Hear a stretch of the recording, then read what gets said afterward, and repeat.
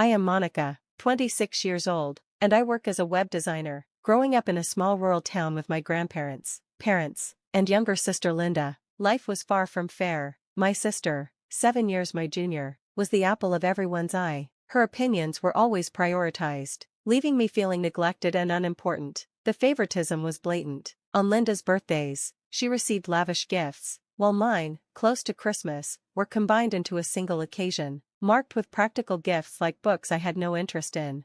When Linda started playing soccer, our parents were her biggest supporters, never missing a game or practice. In contrast, when I played my final tennis match in middle school, they were too busy driving Linda somewhere to attend. This pattern of disparity defined my childhood, fostering a growing sense of inadequacy and loneliness.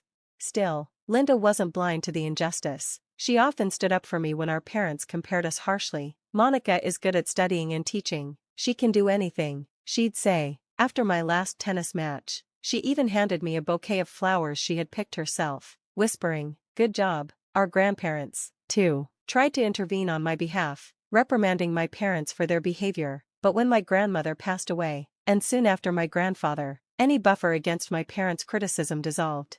Linda continued to support me for a while, but as my mother began targeting her with the same harshness, she eventually stopped. "If you're always going to side with your sister, you might as well stand outside too," my mother would sneer. To protect Linda, I told her to stop defending me. From then on, Linda focused on excelling in sports and academics, becoming the daughter my parents could proudly praise.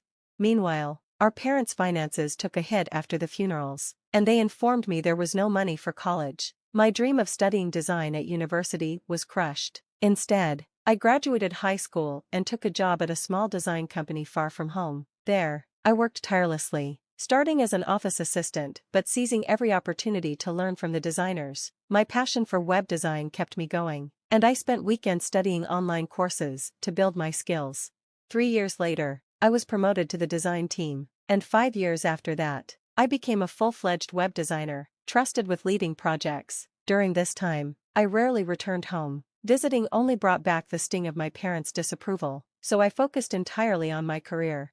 8 years after high school, I received unexpected news. Linda was preparing for university entrance exams, aiming for a prestigious medical school in the city. Despite everything, I felt proud of her. When she was accepted into her first-choice school, I congratulated her warmly. "Linda, congratulations, you've worked so hard, and I admire your dedication."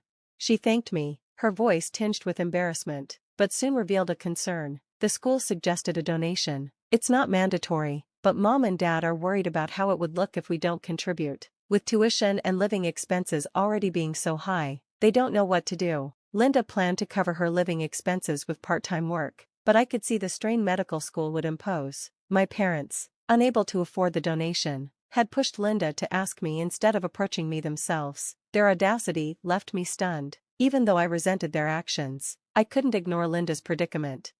I decided to support my sister, covering the donation and entrance fees so she could begin her new life at university. Linda moved into an apartment near the campus, and since it wasn't far from where I lived, I thought she could rely on me if she ever needed help. However, as she became immersed in college life, her responses to me grew increasingly curt.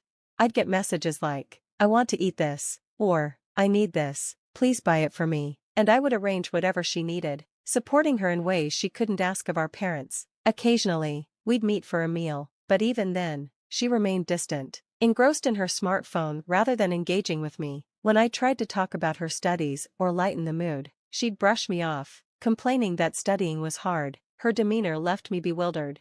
At one such dinner, I tried to steer the conversation with a light-hearted comment. "Mom and Dad probably only care about you, though," I said, smiling, but Linda suddenly stared at me with an icy expression and snorted. "Of course, a medical student like me and a high school graduate designer like you are incomparable. No one cares about a job that doesn't even need qualifications like yours." Her words felt like a slap. "There's no need to say it like that," I replied, stunned.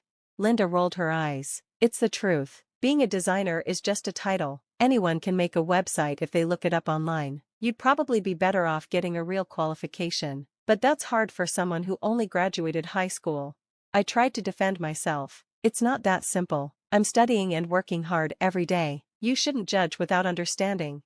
Linda dismissed me with a displeased glance and clicked her tongue. Dad and Mom are right. They say you're a disappointment. Someone who couldn't even go to college. I'm only here because they told me to watch over you and make sure you don't fall any lower. I froze, her words sinking in like stones. Memories of my parents comparing us since childhood rushed back. Linda is smart, kind, and dependable, while Monica is stupid, clumsy, and can't do anything. I lowered my head, feeling like I couldn't breathe.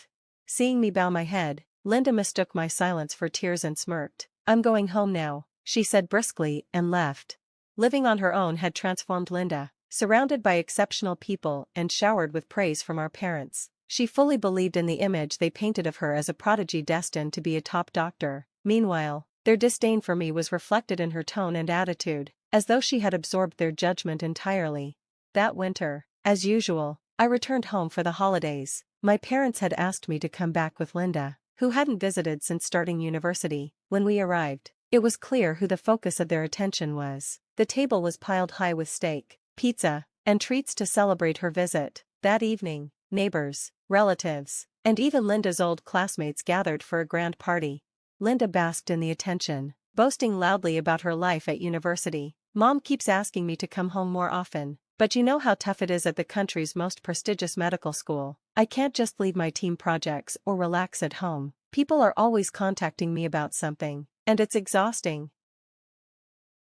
I busied myself in the kitchen, avoiding the spotlight, but I could hear her voice dominating the conversation. To the parents and relatives, her boasting seemed fine, but to the neighbors and classmates, it must have sounded grating. When I brought out a tray of wine, an elderly neighbor tried to shift the attention to me. Monica, aren't you working in design?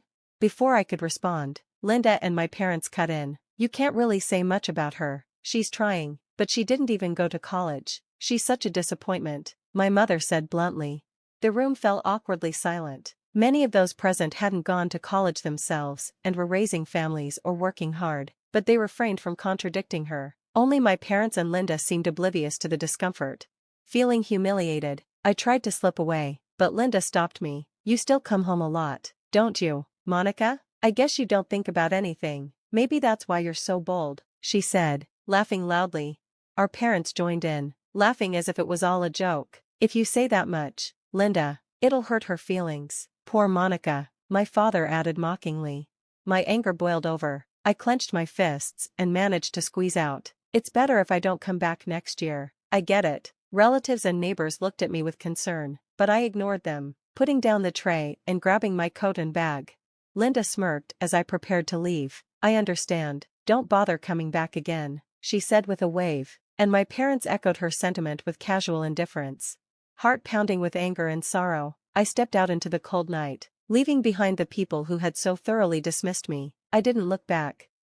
As I headed to the station, I fought to suppress the storm of emotion swirling within me. Returning home always left me with a heavy heart. When I was aspiring to be a web designer, I could use my studies as an excuse to distance myself from my parents. But as I grew older and advanced in my career, I found it harder to sever ties completely. The lingering sense of familial obligation weighed on me, even as I struggled to reconcile the disappointment and anger I felt toward them.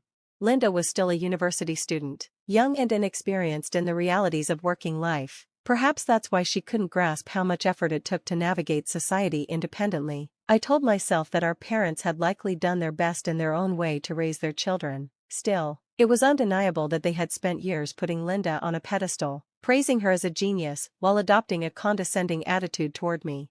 That winter, Linda's terrible behavior during our family gathering solidified my resolve. I realized that if I truly valued my own work and self-respect, I couldn't continue this toxic relationship, even with my own family. It was in that moment I decided to cut ties for good. Months passed after that decision. One day, I received an unexpected call from Linda. When I didn't answer, she persistently left messages, urging me to pick up. Reluctantly, I finally answered. Did you pay my tuition properly? Linda's voice carried a mixture of urgency and entitlement. I responded calmly. I paid the donation and the entrance fee before you enrolled. What about this year's tuition? The university is asking for it urgently, she replied. I don't know anything about that, I said. Even over the phone, I could sense Linda's discomfort. Indeed, I had drained my savings to cover her initial costs, the entrance fee, donation, and tuition for her first year. Those expenses had almost depleted my finances at the time, and I'd planned to pay subsequent fees as they came due. But after the incident at the end of the year, it was inconceivable that they would expect me to continue supporting Linda, especially after being told not to come home.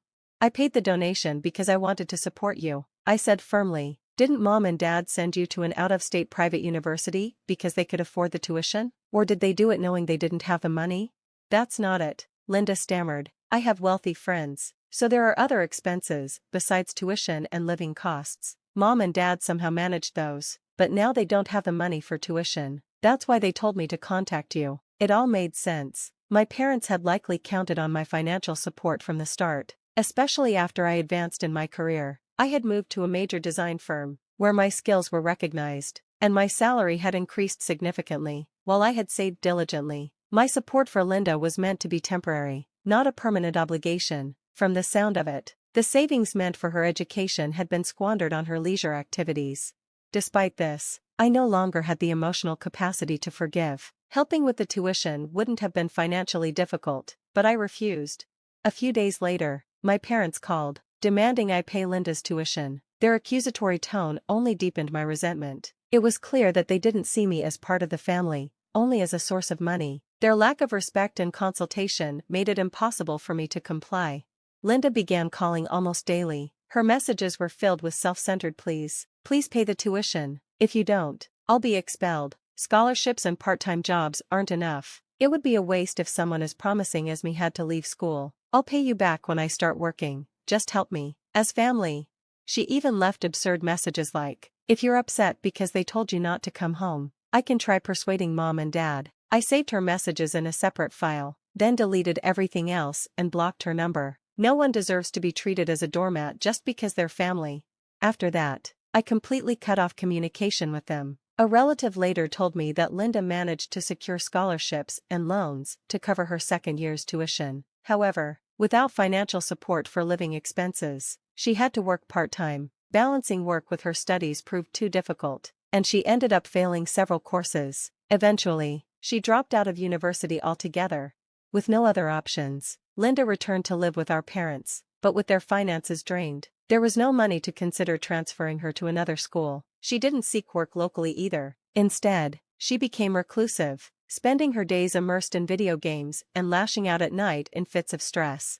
A friend who lived nearby later told me that the sounds of family arguments could be heard regularly from their house. My parents, once so proud of Linda, seemed powerless to confront her. As time went on, things only worsened. My father, under immense stress, caused a scandal while commuting to work. He was accused of groping a woman on the train, and though the case was settled without charges, he resigned in shame. My mother, who had little work experience, struggled to find a job that could sustain the family. They occasionally tried to contact me through relatives, but their messages were always the same, demanding and unapologetic. Eventually, even the relatives lost patience. We'll handle it here. Don't worry, they told me, cutting off any further attempts at communication. I heard through the grapevine that Linda and my father, both unemployed, were living in near destitution. My mother, frustrated and overwhelmed, had disappeared entirely, leaving them to fend for themselves, without any goodwill left in the neighborhood. Help from others was non-existent. Meanwhile, my life had taken a different path. My career as a designer flourished. I was invited to join a major project that would leave my name known in the industry. With the project wrapping up and my savings secure, I decided to pursue a long-held dream, taking university entrance exams. Now, I plan to study business management, with the goal of going independent in the future. For the first time in years, my heart is racing with excitement for the challenges ahead.